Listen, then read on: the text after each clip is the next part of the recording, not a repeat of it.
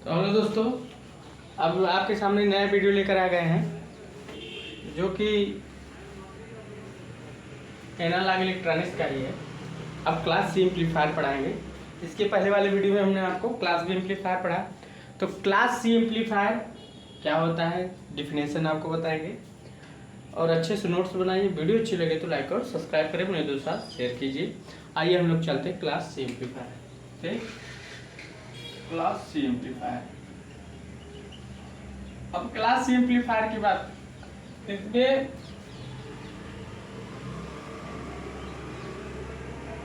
Same चीज वही है,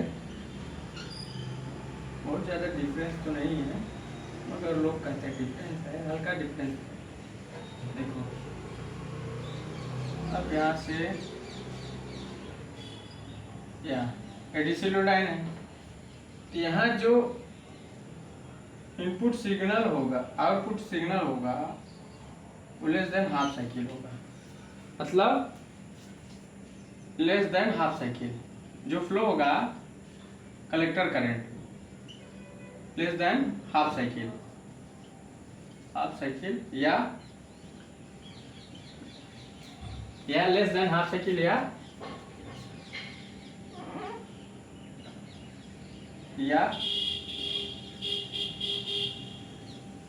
less than 180 less than half cycle या लेस देन 180 से कम फ्लो होगा collector current output current, input current रहेगा। यहाँ क्या है ऑपरेटिंग पॉइंट, ये जो ऑपरेटिंग पॉइंट है इनको बोलते हैं इनटू कट ऑफ। इसको कहीं कहीं इंग्लिश में ही बोल देते हैं टू कट ऑफ, याद रखिएगा। ये भी कट ऑफ पॉइंट पर है, लेस देन 180 फ्लो हो रहा है, ये कलेक्टर करंट या आउटपुट करंट, इसको बोलते हैं आउटपुट करंट। तो collector current, output current, collector current. Class C amplifier का हम प्रयोग, क्लास एम्पलीफायर का प्रयोग हाई फ्रिक्वेंसी में करते हैं, जहाँ रेडियो फ्रिक्वेंसी हो। ऑडियो में प्रयोग करते हैं, रेडियो में प्रयोग करते हैं, जैसे रेडियो, टेलीविजन, इन सब में क्लास सी एम्पलीफायर का प्रयोग करते हैं। क्लास सी एम्पलीफायर में जैसे ट्यून्ड आ गया, ऑक्सीलेटर आ गया या एलसी कपल्ड भी आ गया, ये सब। इसमें 3 टाइप के एग्जाम्पल पढ़ेंगे। एक आपका एलसी कपल्ड भी होगा या ट्यून्ड एम्पलीफायर, इसी को एलसी कपल्ड या एलसी ट्यून्ड एम्पलीफायर, या तीसरा ऑक्सीलेटर। इसकी एफिशिएंसी देखा जाए तो 90%। तो क्लास एम्पलीफायर की एफिशिएंसी ज़्यादा होती है। इसका यूज हम लोग कहाँ करते हैं, रेडियो, टेलीविजन में करते हैं, इसको इनटू कट ऑफ बोलते हैं। इसमें इतना एलसी कपट पढ़ाएंगे, एलसी ट्यून्ड एम्पलीफायर पढ़ाएंगे, एक्सीलेटर का एक चैप्टर ही है, उसको अलग पढ़ाएंगे। तो एक्सीलेटर इसमें नहीं पढ़ाएंगे, सिर्फ ये तो पढ़ा के देंगे, उसके बाद एफिशिएंसी। ठीक, तो ये सब आपके लिए बताया जा रहा है, सब आ सकता है। तो आप लोग अच्छे से इसका नोट्स बना लीजिए, इसको थोड़ा सा नोट डाउन कर लीजिए। तो क्लास सी एम्पलीफायर की बात करें ना, किसकी, क्लास सी एम्पलीफायर में LC coupled, LC tune, oscillator, इसकी एफिशिएंसी 90%। इसको पॉइंट इनटू कट ऑफ, ये आउटपुट करंट। तो इसको आप लोग अच्छे से नोट्स बनाते जाइएगा, नोट्स करते जाइएगा, आप लोगों के लिए बहुत फायदा होगा।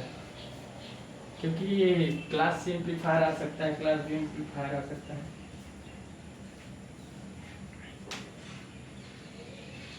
ठीक, तो इसको आप नोट कर लिए होंगे। अब हम tuned amplifier, double tuned amplifier करके पढ़ा देते हैं। Tuned amplifier, double tuned amplifier बोलता है। जैसे ट्यून्ड एम्पलीफायर है, देखो एक सिंपल सा फंडा ट्यून्ड एम्पलीफायर, इसमें आगे मान लीजिए ट्यून्ड एम्पलीफायर क्या होता है। देखो ट्यून्ड एम्पलीफायर, एक ट्यून्ड एम्पलीफायर मतलब एक एल एंड सी का कॉम्बिनेशन होता है। एक तरफ सी बना दो, एक तरफ एल बना दो, एल एंड सी। एक ट्यून्ड एम्पलीफायर रेडियो फ्रीक्वेंसी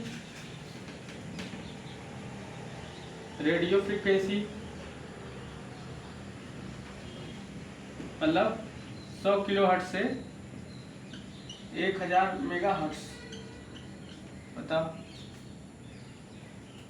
दूसरा ऑडियो फ्रीक्वेंसी में भी यूज होता है, फ्रीक्वेंसी में भी इसका 20 हर्ट्ज से 20 किलो हर्ट्ज। इसका use radio television, radio television प्रयोग होता है।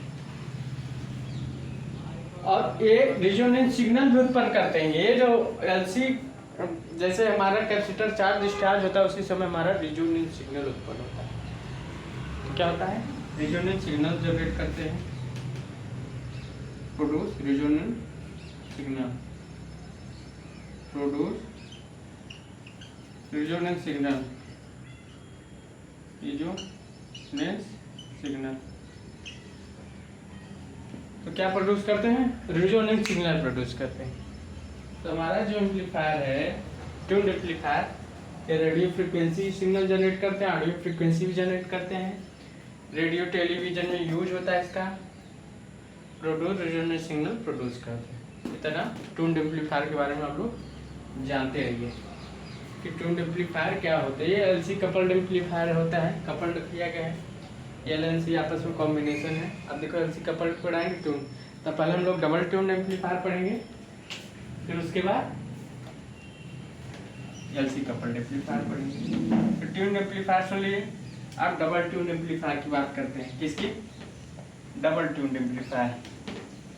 तो डबल ट्यून एम्पलीफायर की हम लोग बात कर रहे हैं। Double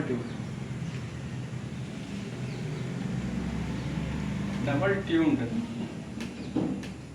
amplifier. तो डबल ट्यून्ड एम्पलीफायर देखो हम लोग, देखो एक एम्पलीफायर को हम लोग जैसे नॉर्मल में बनाते हैं, कोई घबराना नहीं है। देखो नॉर्मल में हम पहले पोटेंशियल डिवाइडर वाला सर्किट बना लेते हैं, सी बना लेते हैं, आर बना लेते हैं, ए सी ए आर ई, और यहाँ से इनपुट सिग्नल दे देते हैं, सी भी लगा दो। जितना आप लोग लगाना चाहो, जितना फिगर बनाना चाहो, जितना आप लोग इनपुट सिग्नल दे दिए, R1 दे दिए, R2 दे दिए। अब तो आप लोगों के लिए इलेक्ट्रॉनिक्स आसान लगने लगा होगा। ठीक, तो भाई पढ़ाई करो इसे कि जो हम लोग के लिए यहाँ L1 C1 L2 C2, यहाँ से सप्लाई VCC आदि, यहाँ से डबल ट्यून्ड एम्पलीफायर। ये डबल ट्यून्ड एम्पलीफायर का हम लोग प्रयोग कहाँ करते हैं, जहाँ बैंडविड्थ की चौड़ाई कम होती है, गेन मैक्सिमम होता है, वहाँ करते हैं डबल ट्यून्ड एम्पलीफायर का प्रयोग। ठीक, तो आप लोग इसको फिगर नोट डाउन कर लीजिए। डबल ट्यून्ड एम्पलीफायर आएगा तो आपको इसे फिगर बना देना है। ठीक, अब इसमें क्या होता है, इसमें देखो, इसमें मान लो ये हो गया F1, ये हो गया FR, रिजोनेंस फ्रीक्वेंसी। ये रिजोनेंस सिग्नल भी उत्पन्न करता है F2, तो बहुत ज़्यादा उड़ के नहीं, बहुत ज़्यादा गिर के भी नहीं। यहाँ से मैक्सिमम रिजोनेंस फ्रीक्वेंसी। ठीक, ये फ्रीक्वेंसी है, एम्पलीट्यूड है, एम्पलीट्यूड यहाँ जो ये वाला यहाँ से यहाँ तक, इसको बोलते हैं 3 dB फ्रीक्वेंसी। 3 dB या हाफ पावर, क्या बोलते हैं, 3 dB या हाफ पावर या बैंडविड्थ। ठीक, इसको इतना बोलते हैं। यहाँ जो वैल्यू आती है 0.007 मैक्सिमम। ठीक, अब यहाँ एक चीज और, यहाँ क्या बन गया है,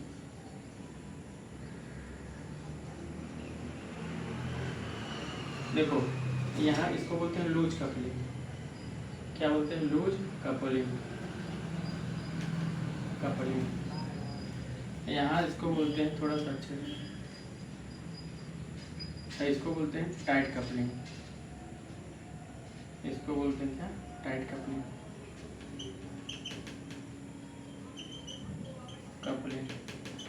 अब देखो क्या होता है, इसको आप लोग बना लिए होंगे। देखो आप लोग फिगर बनाते जाइए, फिगर पहले बनाते जाइए, नोट्स हाथ चलता रहे अच्छे से। अब थोड़ा ताबड़तोड़ वीडियो पढ़ रहा है आप लोग अच्छे से। तो अगर देखा जाए टाइट कपलिंग रीजनल फ्रीक्वेंसी की जो उत्पन्न करता है, तो रीजनल जो फ्रीक्वेंसी होती है, resonance frequency F R 2 pi L C minus R square L square, ये रीजनल फ्रीक्वेंसी। और क्वालिटी फैक्टर क्या होता है? Factor quality factor Q equal to 1/r under root में L/C। तो क्वालिटी फैक्टर हो गया। अब बात करते हैं क्या, ये रीजनल फ्रीक्वेंसी को क्वालिटी फैक्टर हो गया। यहाँ क्या होता है, जैसे हमारे डबल ट्यून एम्पलीफायर में लूज कपलिंग करते हैं, लूज कपलिंग है, इसको क्या बोलते हैं? Loose coupling. तो जैसे लूज कपलिंग करते हैं तो Q का मान मैक्सिमम होता है, R का मान कम हो गया, गेन मैक्सिमम होगा, सिग्नल अधिक ट्रांसफर करता है। और जैसे टाइट कपलिंग हुआ ना, तो Q का मान कम हो जाएगा, R का मान अधिक हो जाएगा, गेन कम हो जाएगा, सिग्नल कम ट्रांसफर करेगा। अब इसमें एक चीज और है, अपर कट ऑफ फ्रीक्वेंसी। अपर कट ऑफ फ्रीक्वेंसी क्या होता है? तो कई चीज होते हैं, F2 ये upper cut off frequency up to FR plus BW/2।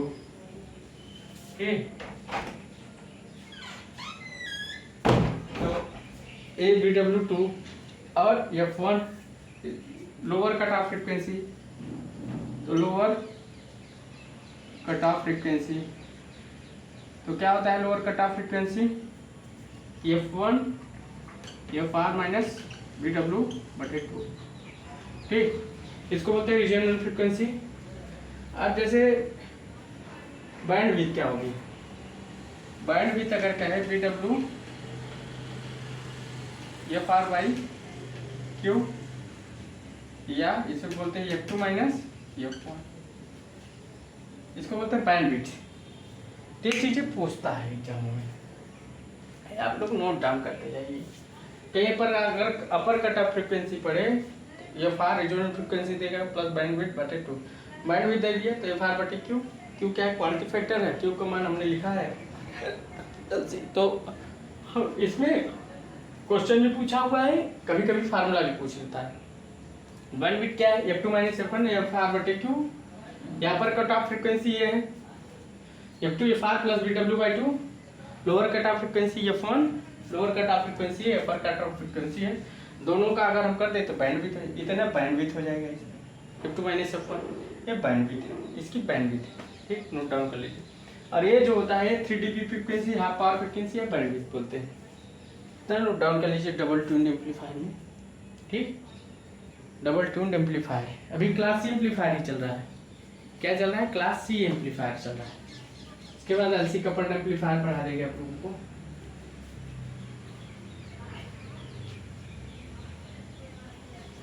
Note down कर लीजिए। अब LC कपल्ड एम्पलीफायर क्या है? हाई फ्रीक्वेंसी में प्रयोग किया जाता है, पावर डिसिपेशन कम होता है।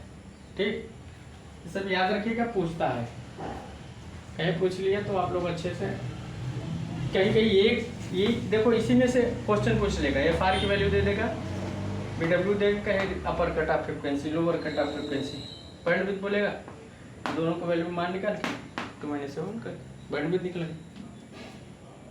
बोलेगा इसका बैंडविड्थ निकालो, पहले F1 F2 निकाल लो, फिर उसके बाद माइनस कर दो, सब्ट्रैक्शन कर दो। अब LC कपल्ड एम्पलीफायर इसमें है, कुछ नहीं है, LC कपल्ड में कुछ नहीं है, क्या है? कुछ नहीं, कहीं कुछ नहीं है तो सब कुछ है। तो एलसी कपल्ड की बात करते हैं, ठीक। तो एलसी कपल्ड एम्पलीफायर की बात करते हैं, एल एंड सी कपल्ड। तो एलसी में देखो, एक ट्रांजिस्टर यहाँ बना देते हैं, एक ट्रांजिस्टर यहाँ बना देते हैं। अब तो इसको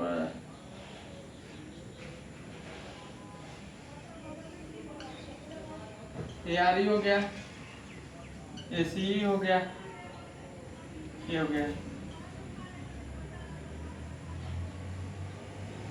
LNC। ले टिकट बनाने में कितना टाइम लगेगा यार। तो यहाँ LNC बना दो,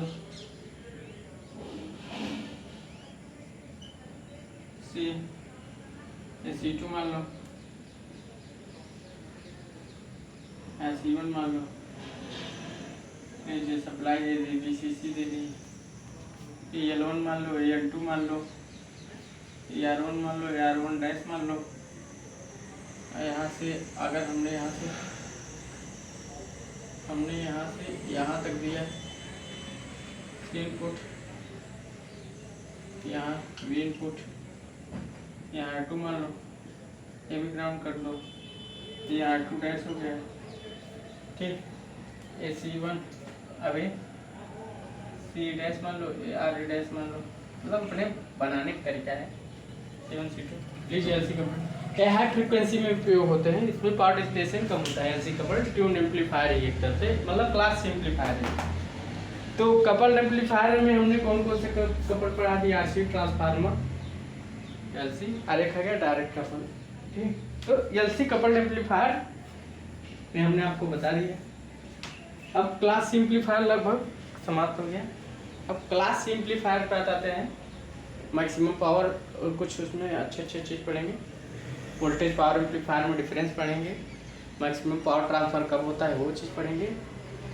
और उसके बाद मैक्सिमम पावर ट्रांसफर पढ़ेंगे, वोल्टेज पावर एम्पलीफायर में डिफरेंस पढ़ेंगे, और पावर डिफरेंशिएशन ऑफ एम्पलीफायर, ठीक। Power differentiation class amplifier, power differentiation class B amplifier लगभग पढ़ेंगे। को नोट डाउन कर लीजिए। अब हम लोग को उठाते हैं और अगला वीडियो हम लोग के सामने आएगा। So thanks.